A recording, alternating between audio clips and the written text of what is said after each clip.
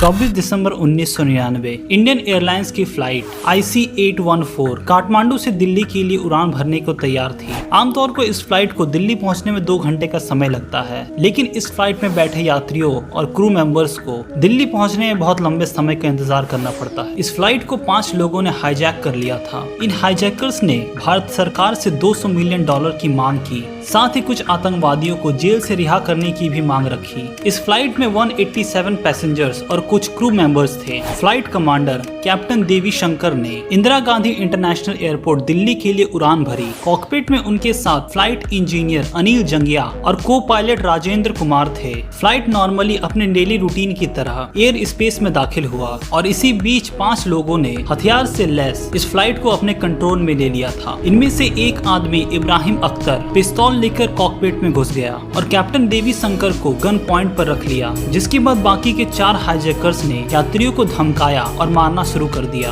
किसी भी पैसेंजर्स को कुछ समझ नहीं आ रहा था कि ये सब क्या हो रहा है। प्लेन में हथियार कैसे आया और ये लोग कौन हैं और अब हमारा क्या होने वाला है। ये प्लेन हाईजैक हो चुका था। कैप्टन ने उन हाईजैकर से पूछा कि वो क्या चाहते हैं, तो उनकी तरफ से जवाब मिला कि प्लेन को लाहौर ले चलो। कैप्टन देवी शंकर ने समझाने की कोशिश की और बताया कि प्लेन में लाहौर तक पहुंचने इतना फ्यूल नहीं है। उन्होंने जानबूझकर प्लेन की रफ्तार भी धीरे कर दी, लेकिन बाद में उन्हें फिर से प्लेन की नॉर्मल स्पीड मेंटेन करनी पड़ी क्योंकि वो गन पॉइंट पर थे। लेकिन जब कैप्टन ने लाहौर के एयर स्पेस कंट्रोल से वहां लैंडिंग की परमिशन मांगी, तो पाकिस्तान ने उस एयरप्लेन को अपने एयर स्पेस में आने से ही मना कर दिया। लेकिन आगे क्या होने वाला था किसी को कोई अंदाजा नहीं था। बस बार बार प्लेन को ब्लास्ट करने की धमकी दी जा रही थी और इससे भी बुरा ये था कि अब तक देश को इस हाईजैक के बारे में ऑफिशियली कुछ भी पता नहीं था। शाम 6:04 पर कैप्टन देवी शंकर का संदेश सरकार तक पहुंचा कि प्लेन हाईजैक हो चुका है और हमारे पास सिर्फ आधे घंटे का फ्यूल बचा है। प्लीज हमें लाहौर में उतारने की अनुमति दिलाइए, नहीं तो वो हमें मार डालेंगे।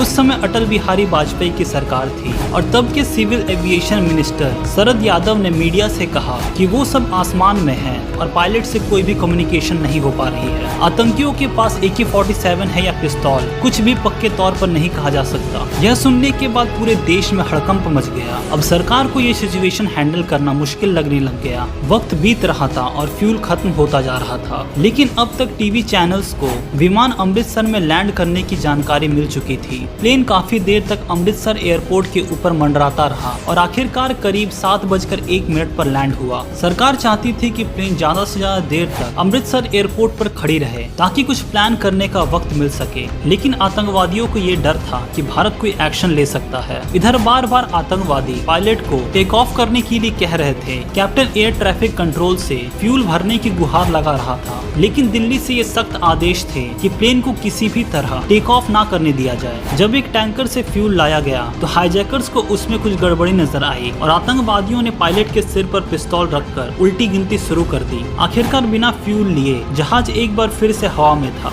रात के 7:50 कुछ ही देर बाद जहाज लाहौर के एयर स्पेस में था। लाहौर एयरपोर्ट नहीं चाहती थी कि वो फ्लाइट यहाँ लैंड करे, इसीलिए उन्होंने एयरपोर्ट के सारे लाइट्स बंद कर दिए थे ताकि गलती से भी वो फ्लाइट यहाँ लैंड ना कर जाए। लेकिन कैप्टन देवी शंकर के पास कोई और ऑप्शन नहीं था सिवाय प्लेन उतारने के। जहाज में फ्यूल इतना कम बचा था कि वो और कुछ मिनटों तक ही हवा में फ्लाई कर सकता था। आखिरकार मजबूरी में लाहौर एयर ट्रैफिक कंट्रोल ने वहाँ लैंडिंग की परमिशन दे दी, लेकिन सिर्फ फ्यूल लेने के लिए। रात के करीब 11 बजे फ्लाइट को फिर से टेक ऑफ करना पड़ा। अब प्लेन के अंदर माहौल और भी बिगड़ रहा था। फ्लाइट के अंदर जब एक पैसेंजर ने वॉशरूम जाने की परमिशन मांगी तो आतंकियों ने उसे चाकुओं से मार डाला। इसके बाद प्लेन काबुल होते हुए मस्कट और फिर ओमान तक गया, लेकिन कहीं भी लैंड करने की परमिशन नहीं मिली। आखिरकार 25 दिसंबर की सुबह करीब 3 बजे प्लेन को दुबई में लैंड करने की परमिशन मिली। यहाँ पर फ्यूल भरने के बाद 26 पैसेंजर्स को रिहा किया गया, जिसमें ज्यादातर बीमार, बूढ़े, औरतें और बच्चे थे।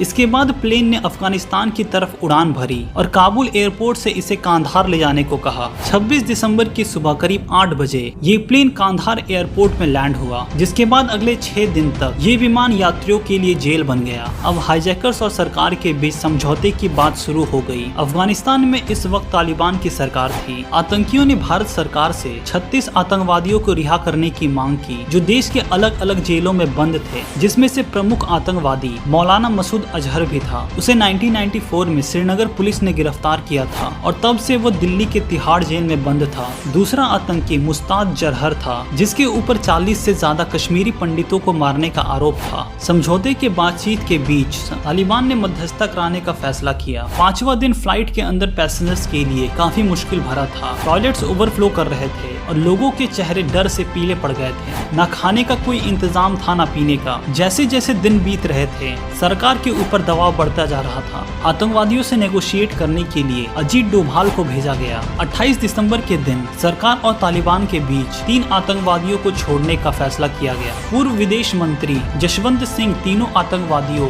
मौलाना मसूद अजहर, उमर शेख और मुश्ताक अजहर को लेकर खुद कांधार के लिए निकले, ताकि कोई स्थिति ऐसी उत्पन्न ना हो जिसके फैसले के लिए दिल्ली जाकर परमिशन लेनी पड़े।